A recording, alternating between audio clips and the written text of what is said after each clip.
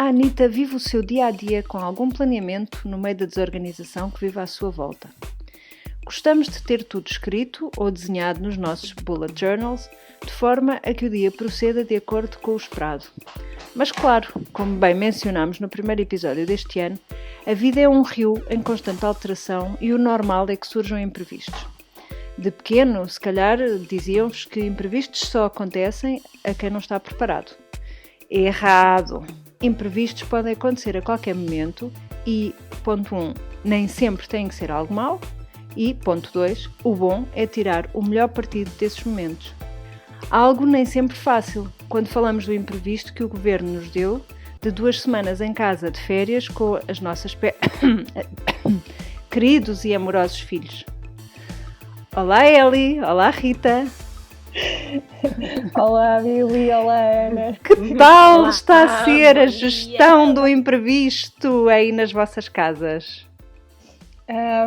Está uma gestão intensa. Está uma gestão intensa, com muita boa vontade e ruído, com muito ruído de fundo, que é maravilhoso. Mas é só na tua casa que há ruído de fundo e pessoas e coisas? Claramente. Eu acho que isto está overpopulated, como é que se diz? Com excesso de população. Excessivamente populado, se pode dizer nesta tradução à letra. E é interessante, não é? Porque tendo em idades diferentes, não é? Tens os 2 anos e meio, tens os 6 e tens os 10, com graus de autonomia diferentes e com necessidades também muito diferentes, não é? Portanto, tentar chegar a todos é uma coisa gira. Mas vamos lá ressalvar, eu desta vez estou muito mais zen. Isto não se compara com... Não vou dizer março, porque março eu estava muito otimista que aquilo ia ser 2 semanas e that's it. Mas não se compara a abril, onde eu já estava a desesperar. Desta vez eu não sou doida e não estou sozinha em casa com 4 miúdos. Chamei a cavalaria toda. A aldeia toda. O Johnny fica em casa todos os dias. Yes! Vai dar connosco em doidos. Absolutamente, porque ele não consegue estar em casa. Portanto, vai ser uma coisa bonita. E está cá a nossa Dona Margarida. E, portanto, eu consigo manter, de alguma forma, 1 hora ou 2, assim, de qualidade, sem ruídos, para fazer os meus projetos. Hoje tenho reunião à tarde de 3 horas e vai ser mais fácil de gerir do que se tivesse 4 crianças e ninguém para tomar conta deles. E essa foi uma das grandes lições. Não vou àquele sítio outra vez, nunca mais.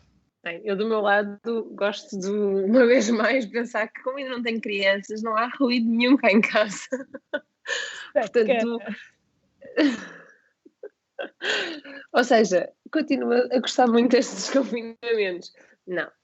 Mas sim, confesso que o facto de não ter esse peso não nota a diferença, mas sim, vejo pelo que passam as minhas irmãs e amigas e vocês, portanto tenho noção que isto não é fácil. Estás ali as minhas irmãs, amigas e vocês, de género, estás para ali para aquela classificação neutra, pejorativa.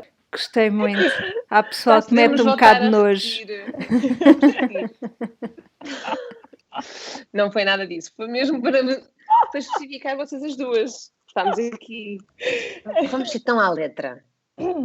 Sim, mas este é um daqueles imprevistos, não é? Que normalmente nos tiraria o tapete. Se não fosse já ter acontecido em março, e portanto eu acho que com muita aprendizagem já estamos noutro nível, ou de desespero, ou noutro nível de otimismo. E portanto eu desta vez resolvi encarar com otimismo.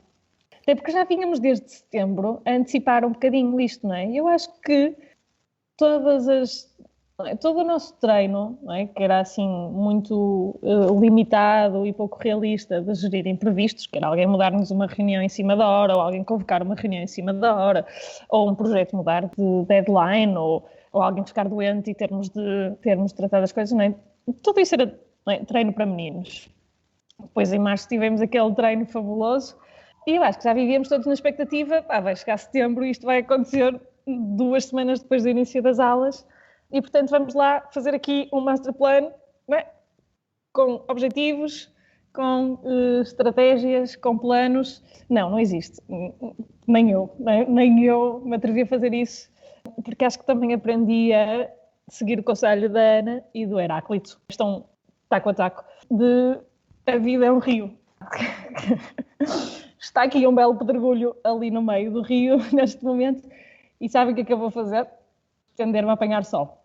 É só pena não estar sol no Porto, mas é mais ou menos isso que eu vou tentar fazer. Vais lagartar em cima do pedregulho. Exatamente. E fazes muito bem. Mas nós já vínhamos falando sobre o tema naquele cenário de então, e se houver um confinamento, o que é que vais fazer diferente? Já tivemos essa conversa aqui na Anitta várias vezes.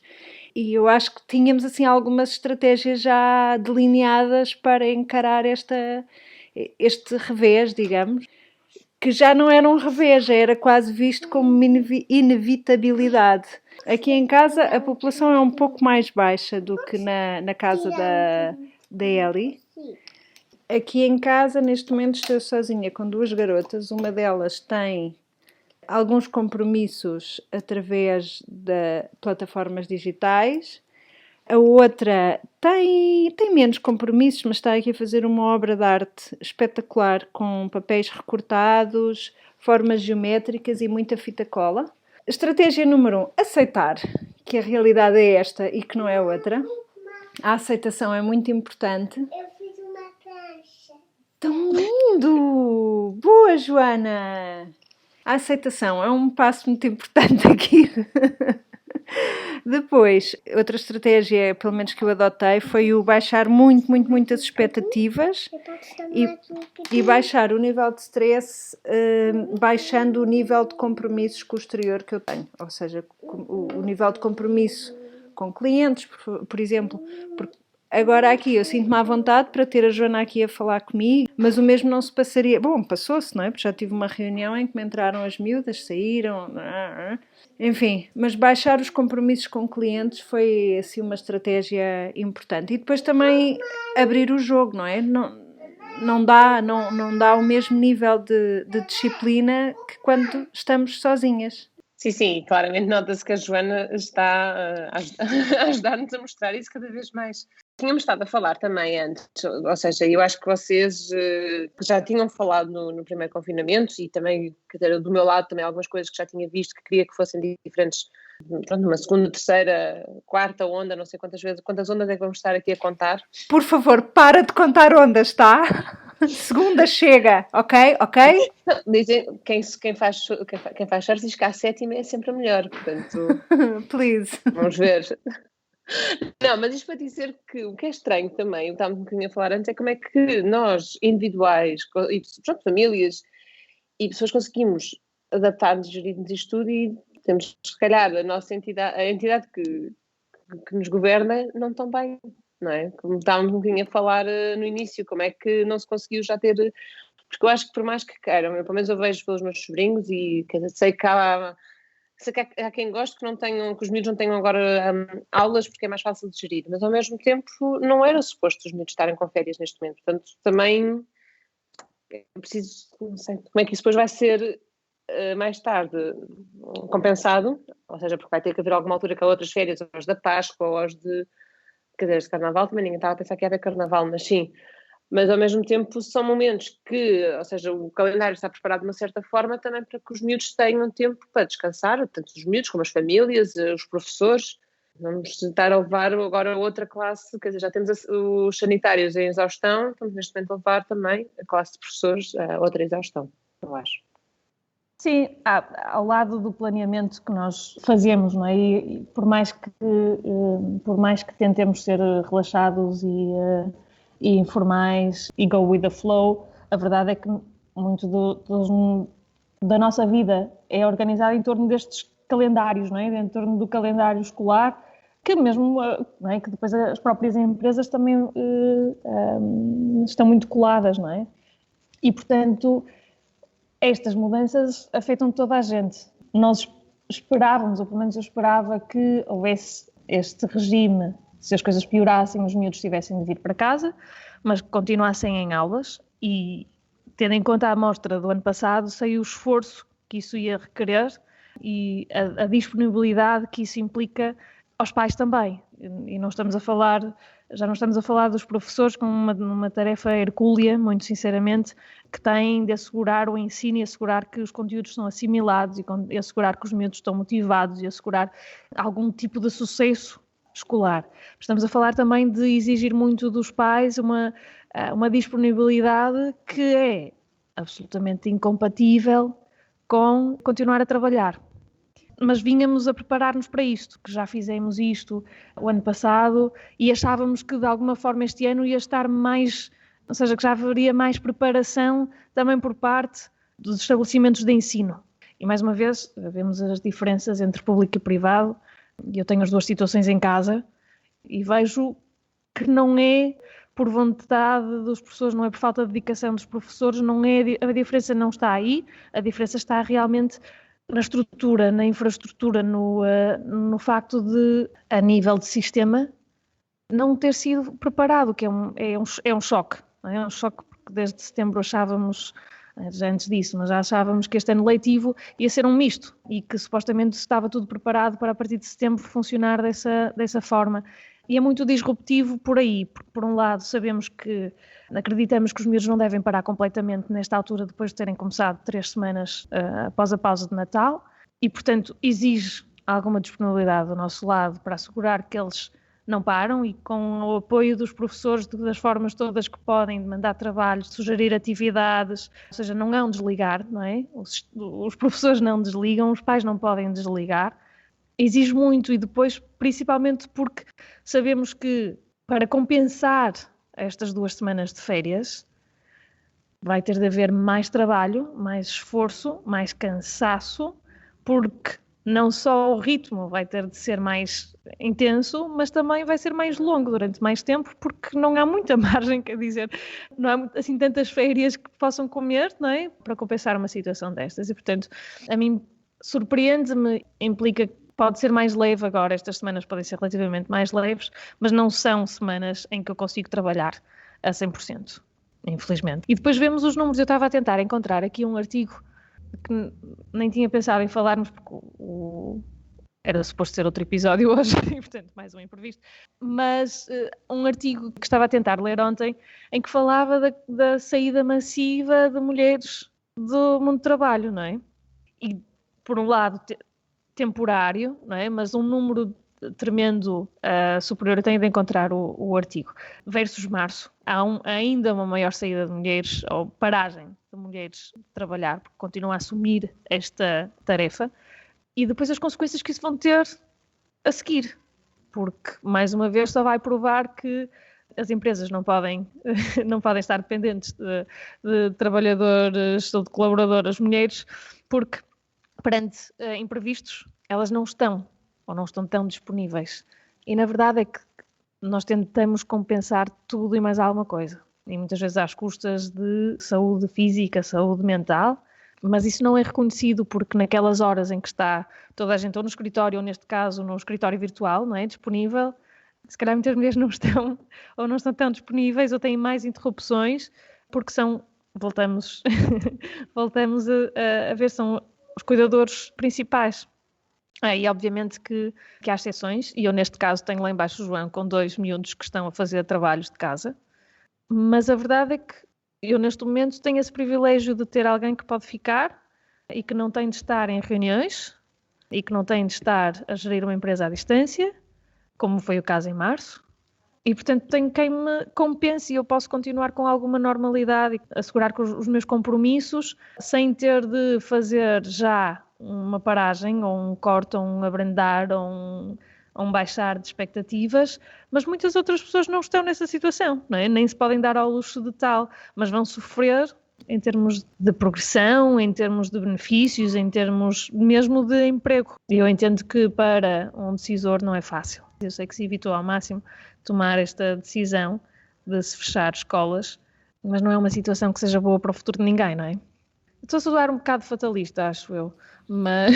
Sim, eu entendo o que estás a dizer e concordo praticamente, acho que não há assim nada com que eu discorde realmente, mas eu gostava aqui de tocar numa questão que mencionámos também na introdução, que é o lado positivo do imprevisto, porque até ao momento nós tocámos naquelas estratégias que já tínhamos delineado para encarar este novo desafio, que mais ou menos esperávamos que viesse a acontecer mais cedo ou mais tarde.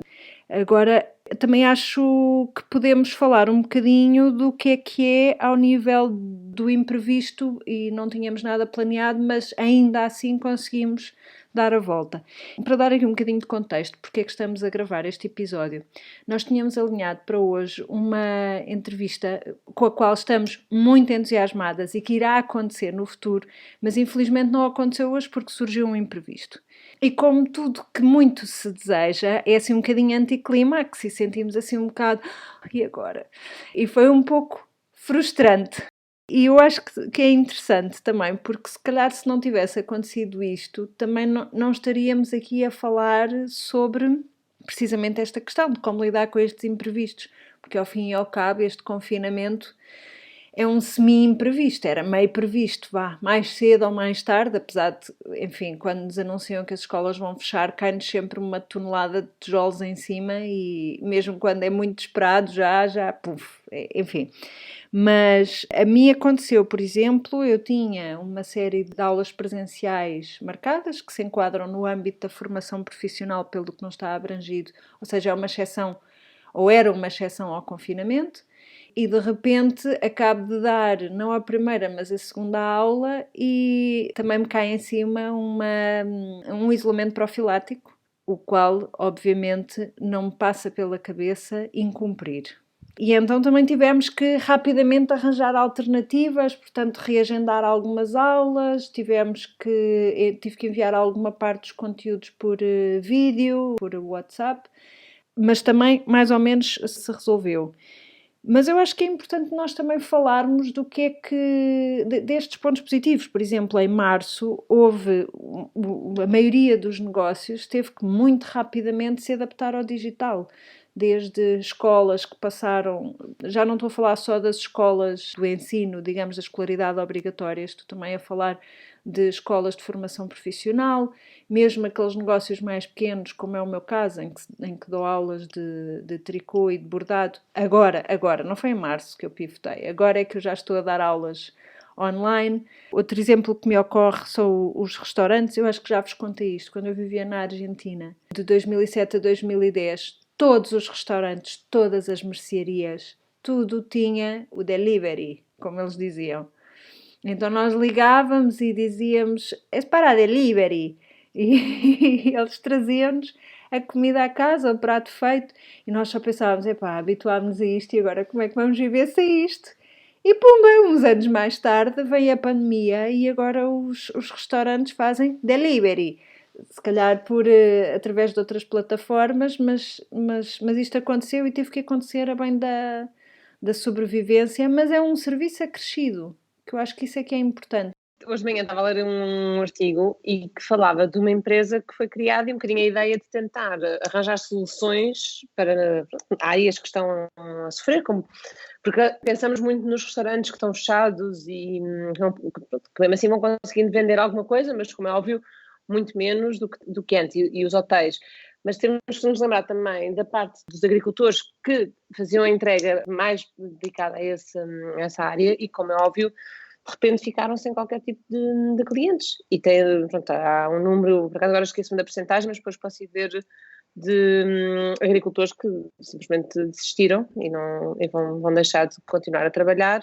Mas também existe, e pronto, aqui em Gijón, especificamente, uma empresa que foi criada para criar uma plataforma de conseguir ligar diretamente, ou seja, da produção ao consumidor final, que já era algo que já se começava a ver pouco a pouco, também com a parte biológica ou ecológica, mas que não tem que ser só por aí, e simplesmente arranjar em que vem até à porta diretamente. Nós, por acaso, já usufruímos. Num caso desse, chegaram-nos 15 quilos de laranjas, tangerinas, na quinta-feira passada. E o que é que fazes com 15 quilos?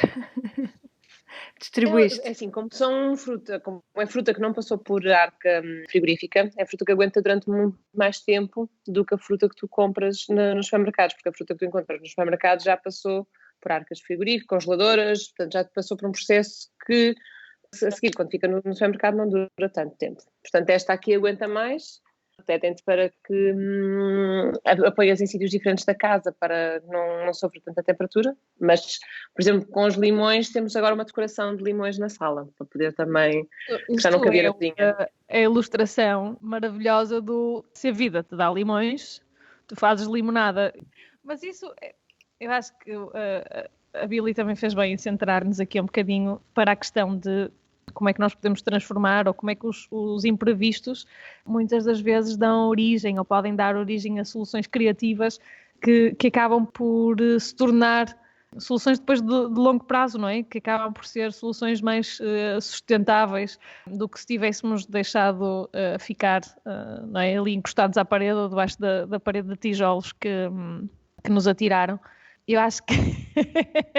que nos caiu em cima. Nos caiu em cima. Pois não era atirar, tens sempre muito mais diplomática. E então, a parede... não ficar debaixo de uma parede de tijolos requer algum esforço, requer ou uma capa dura, não é? E voltamos às nossas capas de carapaças de tartaruga que vamos ganhando com o tempo, e neste caso claramente temos uma carapaça. Ou então começas ali a tentar encontrar um sítio onde os tijolos sejam mais frágeis e os consigas tirar e depois a cabeça de fora para ver o que é que restou dos destroços e por onde consegues começar a reconstruir. E eu acho que há aqui um sinal de alerta. Nós temos essa resiliência, não é? Nós temos essa capacidade de ou endurecer a carapaça ou de começar a reconstruir perante destroços. Mas acho também que com um nível de exigência sobre nós que pode ser perigoso. E eu acho que é importante também alguma leveza, ou tentar encontrar aqui alguma leveza para não assumirmos o peso todo nos nossos ombros. Sob o risco de estarmos a construir, sim, estamos a reconstruir, mas às custas de no longo prazo não conseguirmos, não é? Não conseguirmos sustentar esse peso. Eu acho que é importante refletirmos também sobre isso, não é? Ver como é que nós conseguimos que não seja tudo sobre nós, que não tenha um impacto negativo também, porque a resiliência, não é? Nós crescemos a ouvir esta mensagem de temos de conseguir, temos de nos levantarmos, e se caímos, levantamos. Sim, mas às vezes também precisamos de algum tempo ali para curar as feridas e para limpar antes de reconstruir e pedir ajuda, às vezes, não é? Porque se calhar também demoramos mais tempo se formos reconstruir sozinhos. E para mim foi importante esta aprendizagem. E foi uma aprendizagem que eu acho que vinha a evitar há algum tempo. Porque a verdade é que, como a Ana estava a dizer, não é? Imprevistos nós temos sempre, não é? E vimos sempre a lidar com imprevistos e vamos encontrando as nossas estratégias, as nossas táticas, as nossas técnicas, o que for para irmos lidando com esses imprevistos. Sudoku também é uma forma. Enquanto eu falo, a Ana vai fazendo um jogo de Sudoku de género, lá está ela, e numa das suas intermináveis dissertações. E está a tentar fazer-me perder o fio à meada, mas não. Não era isso. O que eu ia dizer é que, ou seja, quando te mostrei o Sudoku na imagem, era para a ideia, porque estava aqui um bocadinho também a pensar nos imprevistos que tinha antigamente, quando estava com a agenda toda organizada, com reuniões, e que depois de repente falhava uma. E claro, no início é sempre uma chatice, porque já não tinhas a mesma sequência, se calhar aquela reunião depois dependia para outra que ia ser mais tarde, consequentemente. E aos poucos, também porque houve um livro, só que não estou a conseguir encontrar agora o livro, andei à procura, de o benefício das pessoas, ou de cancelarem uma reunião, ou de chegarem atrasadas, em que tu podes usar esse tempo em que a pessoa não chegou, ou que não veio, ou que chegou atrasada, para explorares o teu lado criativo. Também um bocadinho, pronto. E no meu caso, muitas vezes, é ter um Sudoku sempre comigo, porque se isso acontece, tenho uma forma de passar o tempo. Eu acho que volta ao ponto da Billy, da aceitação. Embrace it, embrace change. E embrace change foi um dos... É maravilhoso. Embrace change era um dos princípios na Procter, e era um dos princípios sobre o qual nós éramos avaliados também. Portanto, não é? Isto, depois entramos em Procter e eu posso começar a divagar ainda mais, mas eram dos princípios. A avaliação das pessoas, dos colaboradores da Procter passava por uma série de áreas de liderança, de expertise, técnica, e uma das áreas era esta de organização, de disciplina, e havia uma parte que era embrace change, e sempre me foi ensinado, não é? E ao nível profissional, eu cresci com isso, com a mudança, não é? Abraça a mudança, aceita a mudança. Não significa que tenhas de concordar com tudo ou tenhas de levar o lado negativo da mudança, mas aceita com esse propósito de, ok, voltamos ao círculo de influência, o círculo do controle e o círculo das preocupações. Se tu consegues fazer alguma coisa para mudar, para contrariar essa mudança, se essa mudança é algo que está ao teu alcance, atua sobre ela. Seja diretamente, seja através do teu círculo de influência. Se há alguma coisa que tu não podes mudar, aceita e vai à volta e contorna ou constrói sobre.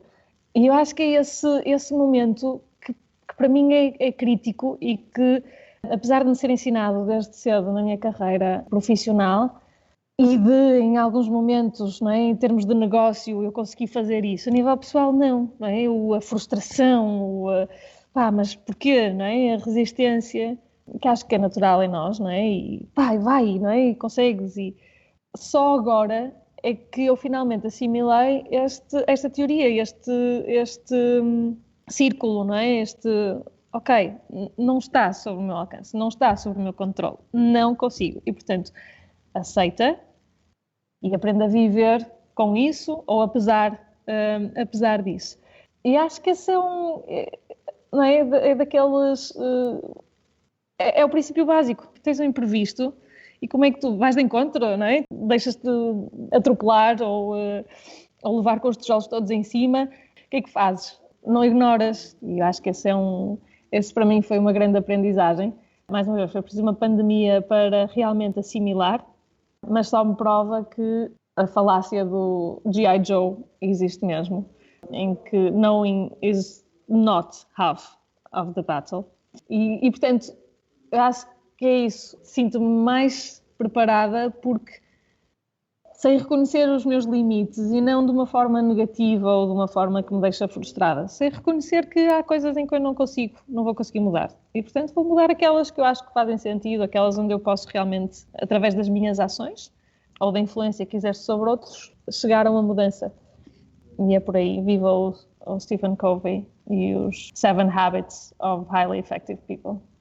Eu ia dizer que esta foi a melhor forma para concluirmos, porque era uma das coisas que eu também que vos ia partilhar, porque mesmo antes de termos começado a gravar, o Rosa entrou aqui na sala e estava a dizer, olha, o tema de hoje é imprevistos. Qual é a tua opinião? E a única coisa que ele me disse foi focus on what you can control. E saiu. Portanto, foi exatamente o que acabaste de dizer. Bastante mais focado que eu. Mais sucinto, sem dúvida. Olha, eu sei que isto é a forma perfeita de concluir, eu só queria deixar aqui uma nota de rodapé em relação àquela plataforma que a Rita mencionou, de proximidade entre os agricultores e os consumidores.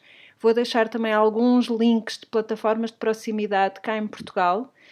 Calha que estou precisamente a fazer um trabalho sobre circuitos curtos de alimentação e por isso tenho uma série de links para partilhar convosco. Olha, eu gostava muito de pedir aos nossos ouvintes, às nossas ouvintes, que nos deem exemplos também de adaptação de negócios e estratégias nas suas próprias vidas para lidar com os imprevistos, porque hoje, enfim, é uma pandemia, mas amanhã pode ser outra coisa qualquer e ontem já foi outra coisa qualquer, portanto, contem-nos tudo, não se inibam, falem connosco através da querida Anita no nosso site, podem também falar connosco através do Instagram, em Anita_no_trabalho no Instagram, e não se esqueçam de nos seguir e partilhar imenso com os vossos amigos e pôr-nos ratings no iTunes e em todos os sítios possíveis e mais alguns, porque é graças a vocês que nós chegamos a novos ouvintes. Obrigada! Obrigada! A Anitta regressa ao trabalho quando bem lhe apetece e pode, idealmente a cada semana, mais coisa, menos coisa, com ponto de situação nos seus projetos. No entanto, como boas aspirantes à omnipresença, continuamos ligadas no Instagram em Anita_no_trabalho e ainda em anitanotrabalho.com, onde poderão conversar connosco através da secção Querida Anita ou em facebook.com/anitanotrabalho. Anita no Trabalho é um podcast produzido por Ana Isabel Ramos, designer, ilustradora e knitwear designer em airdesignstudio.com e Instagram ed_Billy, Eliana Soares, marketeer e estratégia em nautilus.net e Instagram Alice_in Wonderland e a participação especial de Ana Rita Santos, Business Development Manager em Instagram Rita Ana. Até para a semana! Até para a semana, ou quando for! Se não for vistos. Adeus, foi um prazer como sempre. Beijinhos. Tchau, tchau!